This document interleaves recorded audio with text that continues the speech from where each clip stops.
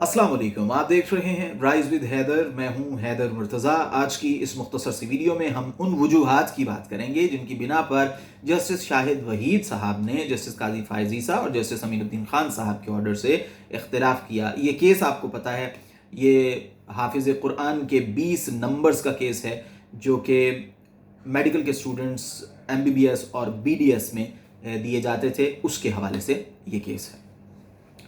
अब हम इस पर बात करते हैं कि वो जो निकात काजी फ़ायज़ ईसा साहब ने उठाए थे तो बड़े वैलिड थे और हमने गुज़िश्ता वीडियो में उनका जायज़ा भी लिया। तो इख्तिलाफ क्यों हुआ, ये other side of the story भी देखनी चाहिए।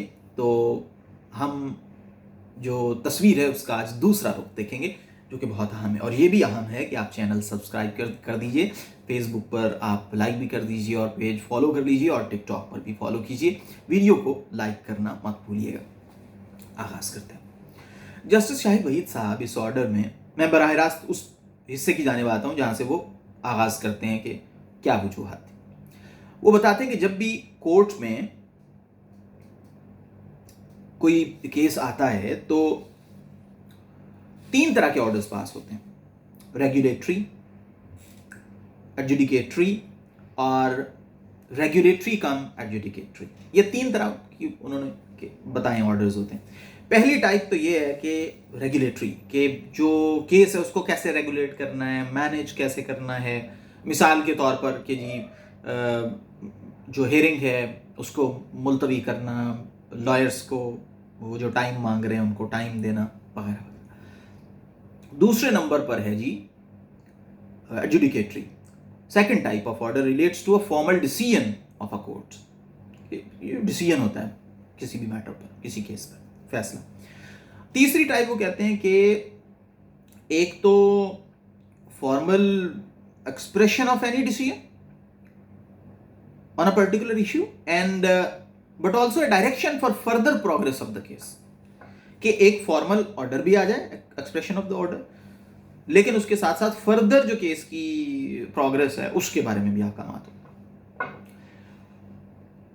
इन सारी चीजों को मद्देनजर रखते हुए वो कहते हैं कि हमने जब समाअत की तो हुआ ये कि attorney general for Pakistan sought an adjournment to file a concise statement। उन्होंने कहा कि जी मुझे एक कंसाइज स्टेटमेंट के लिए, बयान के लिए उन्होंने कहा कि जी कि जो हेयरिंग है उसको एडजर्न किया जाए, मुलतवी किया जाए, अगर उर्दू में कहें, अगर मैं ठीक हूं तो।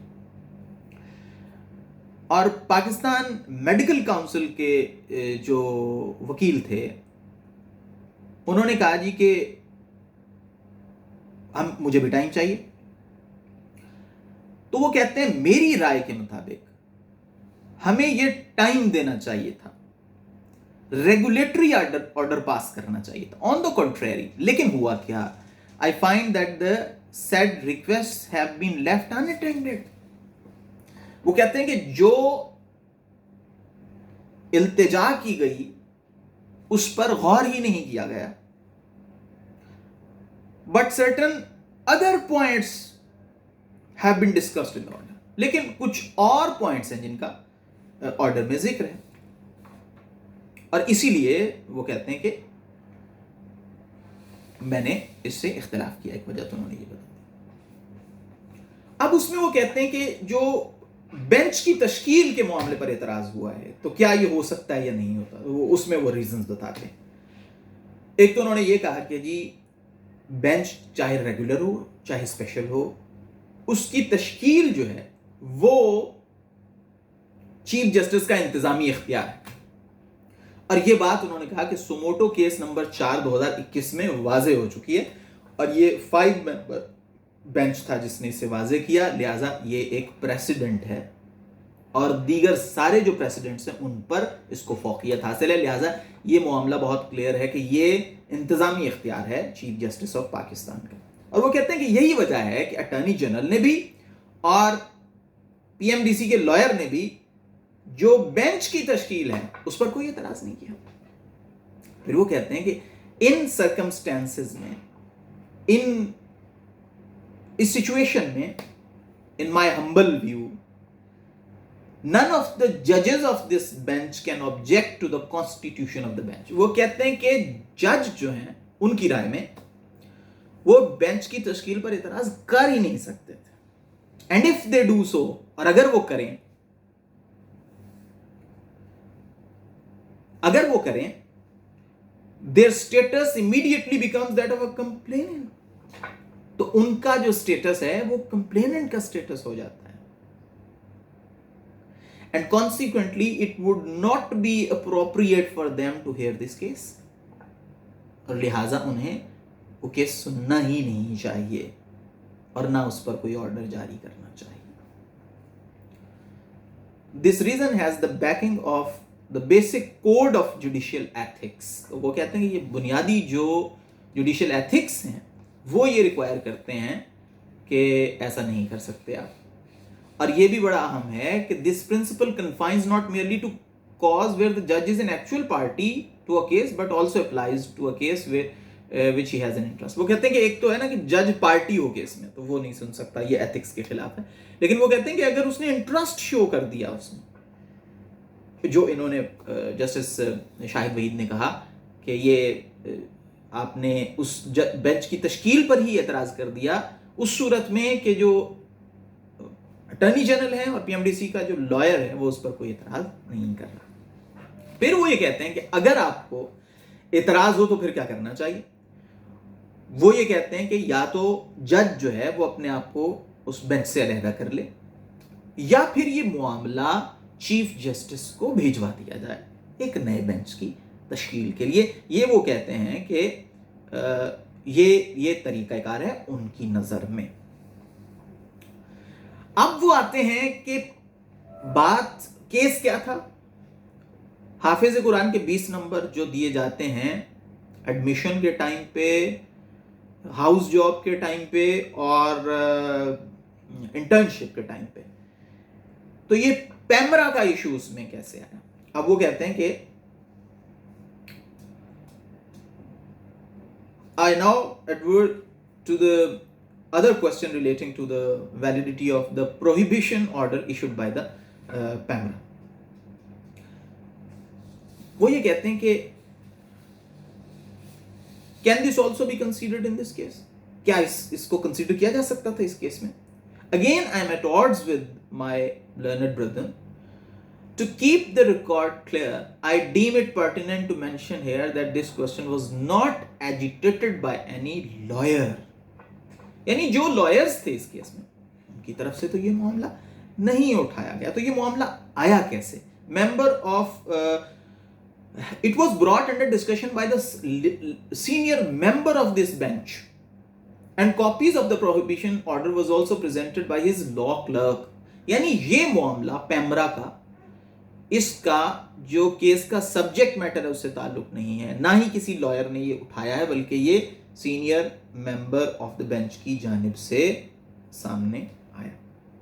No party was on notice to address on this question. वो कहते हैं ना इस पर पैमरा को कोई नोटिस गया, ना इस पर टीवी चैनल्स को सुना गया।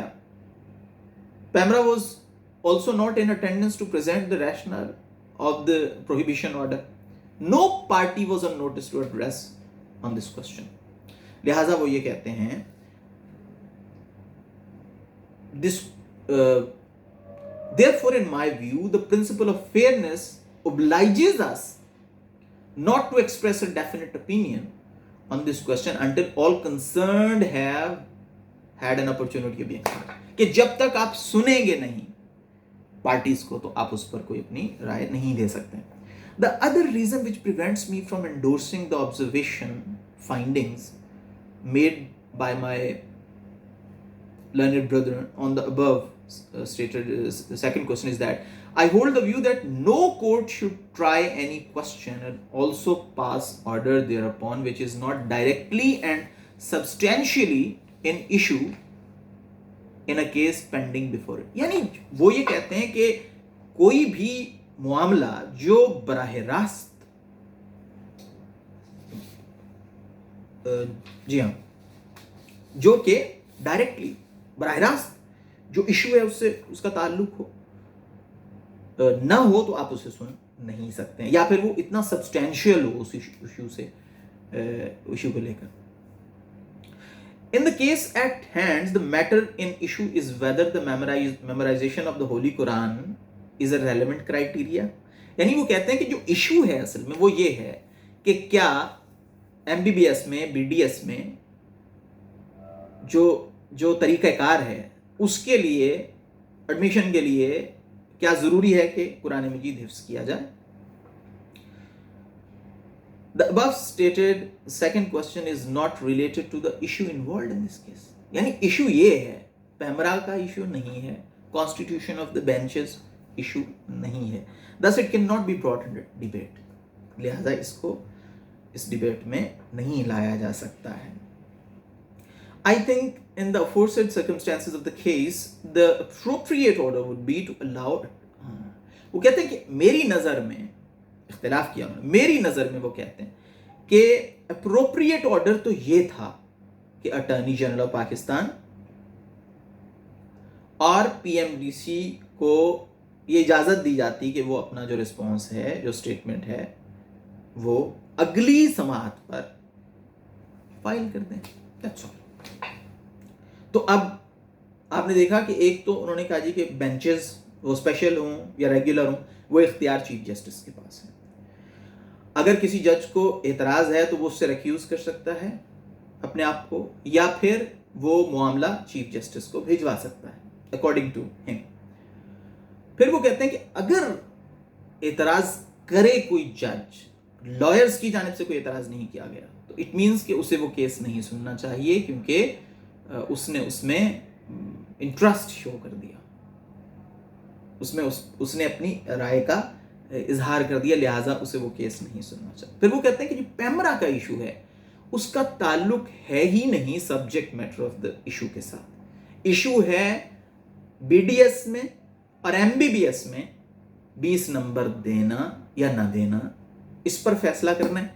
तो इसमें पैमरा का इशू ज़ेर बहस नहीं आना चाहिए उनकी नज़र में, और चूंकि हमने पैमरा को सुना नहीं है इसलिए हम उस पर ऑर्डर भी जारी नहीं कर सकते हैं। फिर वो आखिर में कहते हैं कि मेरी नज़र में ऑर्डर ये होना चाहिए था कि हम अटॉर्नी जनरल को और जो PMDC का काउंसिल है उसको टाइम देते और अगली समाअत पर उनको जो रिस्पॉन्स है वो सबमिट करने की हम इजाज़त दे देते। तो ये है दरअसल ये जो डिसेंडिंग नोट था उसकी रीजंस। अब होता यह है कि हम सिर्फ सुपरफिशियली चीज़ों को देखते हैं, तो फिर जाहिर है कि इसमें देखें आप दोनों ऑर्डर्स जो थे उसमें कितने निकात हैं कि जो हमारे सामने आए हैं और फिर उनको समझने का मौका भी मिला है। दो I am not constitutional expert, लेकिन बहरहाल हम ऑर्डर्स जो आते हैं उनको अच्छे तरीके से पढ़ें और उसमें से कुछ जो समझने की कोशिश करें तो बहुत सी चीज़ें जो हैं वो वाज़े हो जाती हैं। तो एक चीज़ तो बहुत वाज़े, अच्छा यहाँ पे जो नुक्ता उठाया गया जस्टिस शाहिद वहीद साहब की जानिब से वो बड़ा वैलिड है कि सब्जेक्ट मैटर के साथ ताल्लुक नहीं है उस चीज़ का कि जो डिस्कस की गई। अच्छा यही जो मामला है वो जस्टिस सैयद मंसूर अली शाह का जो डिसेंटिंग नोट है और जस्टिस मंदुखेल साहब का जो ऑर्डर 1 मार्च को आया था इलेक्शंस के हवाले से, उसमें भी था। उसमें क्या था कि जस्टिस मुज़ाहिर अली अकबर नकवी और जस्टिस एजाजुल एहसन केस सुन रहे हैं CCPO लाहौर के तबादले के हवाले से, और उसमें बात आ गई इलेक्शंस के इल्तिवा की और फिर वो मामला भिजवा दिया गया चीफ जस्टिस को। इसी बुनियाद पर उन फाजिल जजेस ने कहा था कि ये तो दायरा कार बनता नहीं है 184(3) का। तो ये दोनों जानिब है। तो इस वक्त जो सुप्रीम कोर्ट ऑफ पाकिस्तान में मामला चल रहा है और बातें हो रही हैं कि जी रिफ्ट है, किसी किस्म की दराड़ है, जजेस की ओपिनियंस जो वो डिवाइडेड हैं, और फिर आपको पता है कि कानून असेंबली में कानून साजी भी हो चुकी है। तो ये तो थी आज की वीडियो। इंशाल्लाह अगली वीडियो में मैं कोशिश करूँगा कि जो 4 मुअज़्ज़ज़ जजेस की जो ओपिनियंस थी सोमोटो केस के हवाले से खैबर पख्तूनख्वा और पंजाब असेंबली का जो इलेक्शन उस पर बात करूं। और बड़ा इंटरेस्टिंग ऑर्डर है, वो तफसीली आई थिंक 28 पेजेस का है, लेकिन उससे बहुत कुछ सीखने को हमें मिलेगा। आपसे गुजारिश है कि चैनल सब्सक्राइब कर दीजिए और बेल आइकन प्रेस कीजिए, और फेसबुक पर मुझे राइज विद हैदर पेज जो है उसे भी फॉलो कीजिए, और टिकटॉक पर भी। आपका बहुत शुक्रिया।